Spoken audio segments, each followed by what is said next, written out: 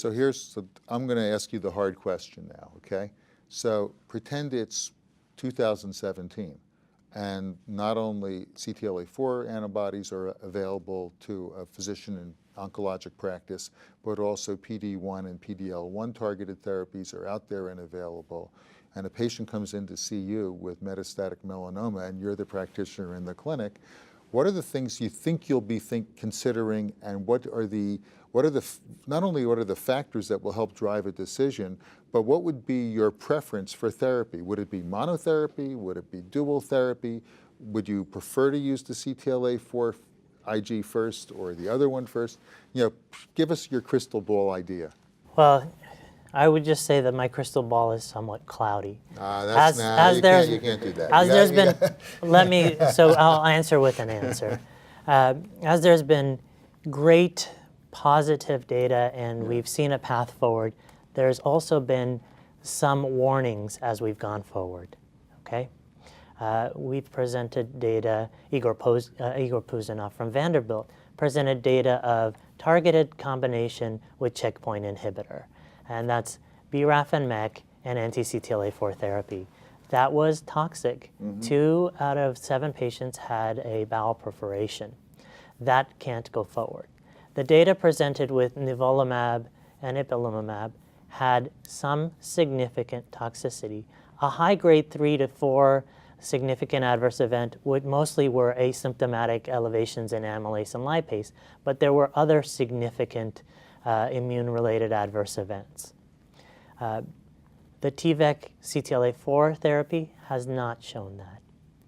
We don't understand, number 1, who gets that toxicity, number 2, when, and how to treat it. With a greater experience, we've been able to take care of the dual targeted therapy toxicities of pyrexia, joint pains, etc. We have anti-PD-L1 and BRAF inhibition treatments that's shown toxicity also. The answer, in my opinion, will come from biomarkers and predictive markers. And hopefully we have learned from our lessons in developing CTLA-4 where we did not look for those, and we will move forward like we're doing now, heavy on the biomarker and predictive markers, not just for benefit, but for toxicity.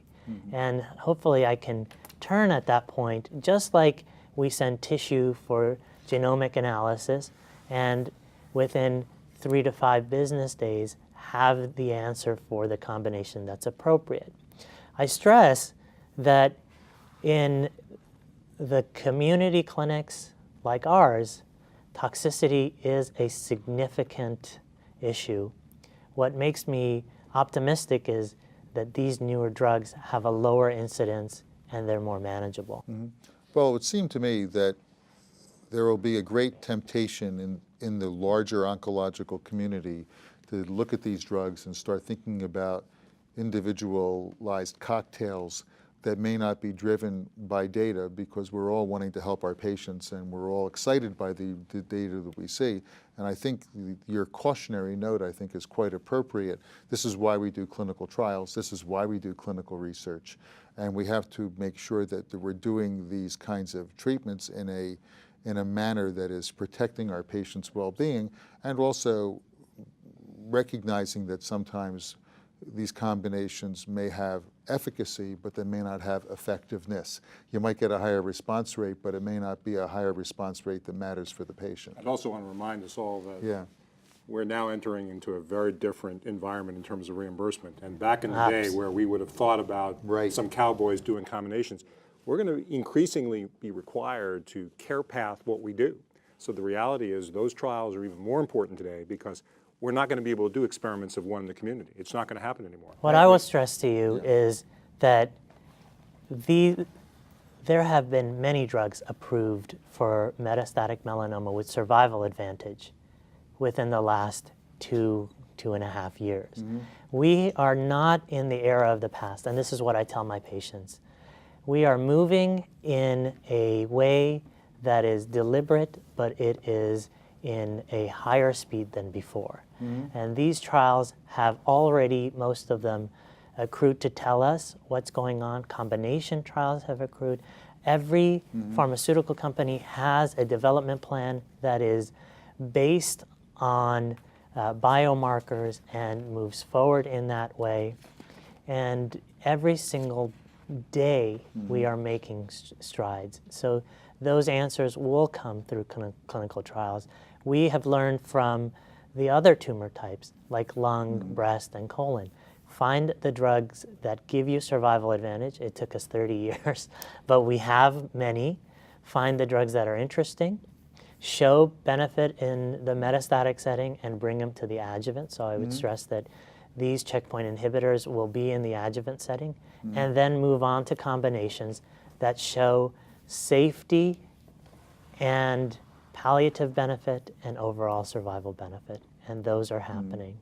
And the patients have said that they're ready to come to the trials. Roy, you were going to say something. Yeah, I was just wondering, with all these different combinations, it seems quite complex to me, not working in melanoma, but is there anything that can be added to the clinical trials to help understand which combinations scientifically might be the best ones? You know, why are patients not responding, for example, and what needs to be added? Or are there some animal models? Well, I think that that's a very important consideration, and lost in the shuffle, if you will, of the excitement of finally having drugs that have major impact in a somewhat reliable fashion.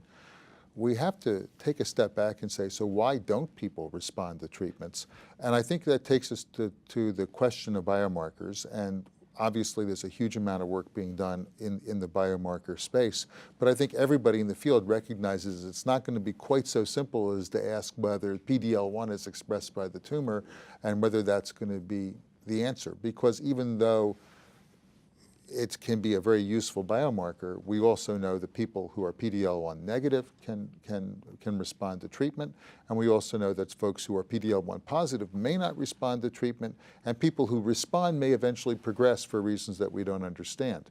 And so I think that there's going to be a lot of work that needs to be done in the preclinical space to understand the mechanisms by which the tumors solve the puzzle of the evolutionary selection pressure placed on them by PD-L1 therapy or PD-1 therapy or CTLA-4-induced T-cell expansion. Absolutely. And as we are talking about ASCO 2014, I would just say ASCO 2013, John Powderly presented some data with the Genentech PD-L1 and biomarkers, looking at markers of T-cell activation in the blood, changes in PD-L1 staining going forward, and gene arrays. Those are the answers, because if you look at the pembrolizumab data or the nivolumab data or any data on PD-L1 staining as a predictor, I would tell you that the PD-L1 negative patients still have a significant response rate that at times is equal or greater than the anti-CTLA-4 response rates. So it's hard to say no. Well, you know, what was